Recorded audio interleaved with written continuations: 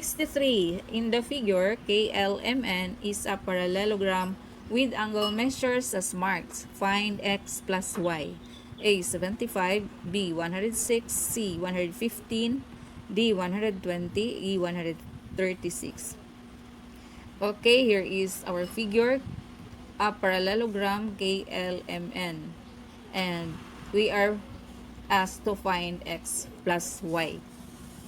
Okay, one property of a parallelogram is that opposite angles are congruent, meaning opposite angles of a parallelogram are equal. So from here, the opposite angles, we have x plus, so plus 2y. So it is equal to the opposite angle, which is 105 degrees. And another property is that consecutive angles of a parallelogram are supplementary. That means the sum of the consecutive angles is 180 degrees. So from the figure, we have 3x minus 2y.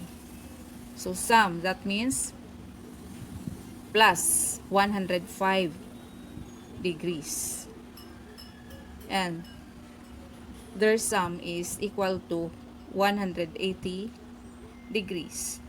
So we have these two equations, and we can use this to get the value of x and y. Now from the first equation, let us solve first for 2y.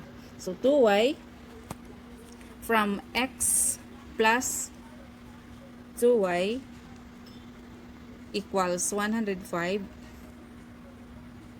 degrees. So 2y, we will get 2y because in the second equation, we have 3x minus 2y, so that we can substitute directly the value of 2y there. So 2y is equal to 105 degrees, and transpose the x to the opposite side, that will become minus x. So this is your 2y, 105 degrees minus x. Now we can use that in the second equation, in 3x minus 2y, where your 2y is equal to 105 degrees minus x. Okay, so instead of 2y, we write 105 degrees and minus x. But 3x minus 105, so minus 2y. So minus x is plus x.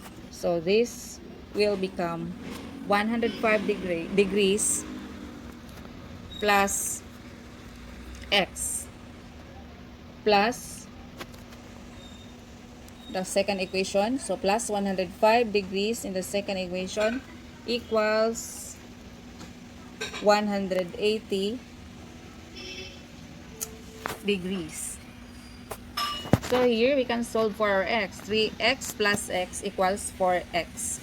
And 105 degrees negative and positive.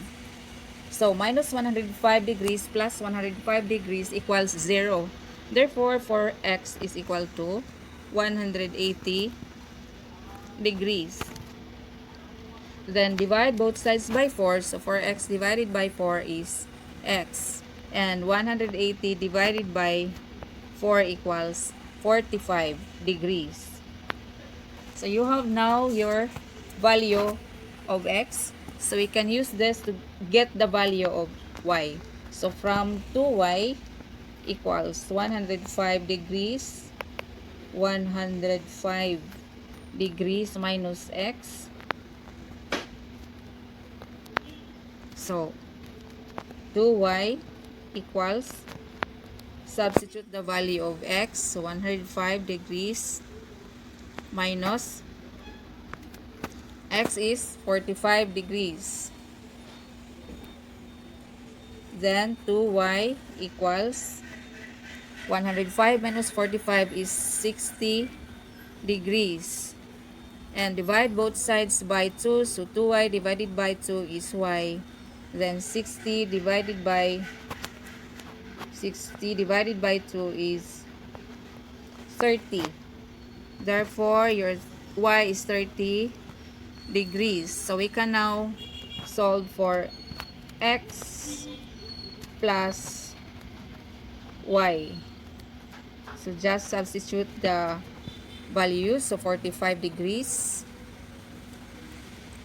plus y is 30 degrees. And this is equal to 75 degrees. Therefore, the correct answer from our choices, from the given choices, is letter A, 75 degrees. 64. What is the sum of the measures of the angles of this polygon? A, 720, B, 900, C, 1080, D, 1260, E, 1440. Our figure is a polygon with how many sides? So there are 1, 2, 3, 4, 5, 6, 7 sides. So and this is a heptagon. So heptagon has 7 sides. So to get the sum of all the measures of the angles of a polygon, you can use this formula. Sum of angles of a polygon equals 180 degrees times n is the number of sides, minus 2. So we can use this formula. Okay, from our figure we have 7 sides, so this is equal to 180 degrees times 7 minus 2 equals 5. Therefore, 180 times 5 equals 900 degrees. So the sum of all the angles in this polygon is 900 degrees. And the correct answer is letter B. 65. When the length of a rectangle is divided by 4 and the width is tripled, the area of the length of the new rectangle is the area of the original one multiplied by blank. A, 4, B, 3, C, 2, D, 3/4, E, 1/2. So, the area of a rectangle is equal to length times width. So, L times W. And the new rectangle, according to the problem, the length is divided by 4. So, this is L over 4. Okay. Close parenthesis. And the width is tripled. So, this is 3. So, open parenthesis. Then, 3W. So, this is our new rectangle. This is the area of our new rectangle. So, area, new. Then, so take note that 4 is the denominator and 3 is the numerator. So, we can rewrite this as 3 over 4 or 3/4 times length times width. Therefore, the area of the original the area of the new rectangle is the area of the original rectangle multiplied by 3/4. So letter D is the correct answer.